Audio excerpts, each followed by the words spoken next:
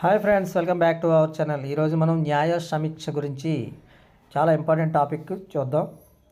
2వ షెడ్యూల్లో పేర్కొన్న జీతభత్యాలు, 9వ షెడ్యూల్లో పొందుపరిచిన భూ సంస్కరణలు, కొన్ని రాష్ట్రాలలో అమలు చేస్తున్న రిజర్వేషన్లు, అంటే ఏవైతే న్యాయ సమీక్షకు అవకాశం లేవు అనే దాని గురించి మనం చర్చిస్తున్నాం.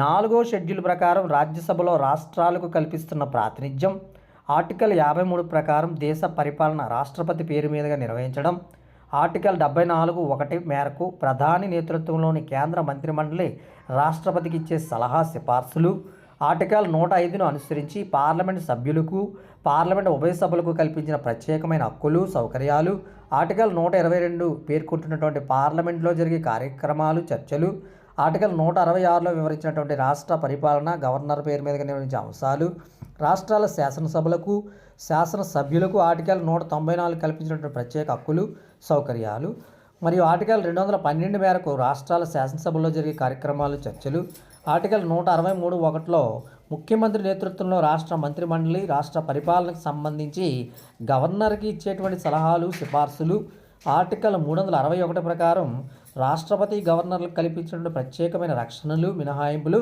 ఈ మొదలైనటువంటి అన్ని అంశాలు కూడా న్యాయ సమీక్షకు అవకాశం అయితే ఉండదు అనేటువంటి విషయం మనం ఈ వీడియోలో అయితే చర్చించడం జరిగింది ఫ్రెండ్స్. ఇలాంటి కన్ఫ్యూజ్గా వచ్చేటువంటి బిట్స్ అయితే మాత్రం ఫ్రేమ్ చేసే అవకాశం ఉంటుంది. మన కాన్సెప్ట్ని అర్థం చేసుకోవాలి. ఎక్కడైనా కాన్సెప్ట్ని అర్థం చేసుకుంటే మనం ఎలాంటి బిట్ వచ్చిన అవసరం ఆన్సర్ చేయడం జరుగుతుంది. సరే, వీడియో నచ్చితే లైక్ చేయండి, షేర్ చేయండి, సబ్స్క్రైబ్ చేయడం మర్చిపోవద్దు.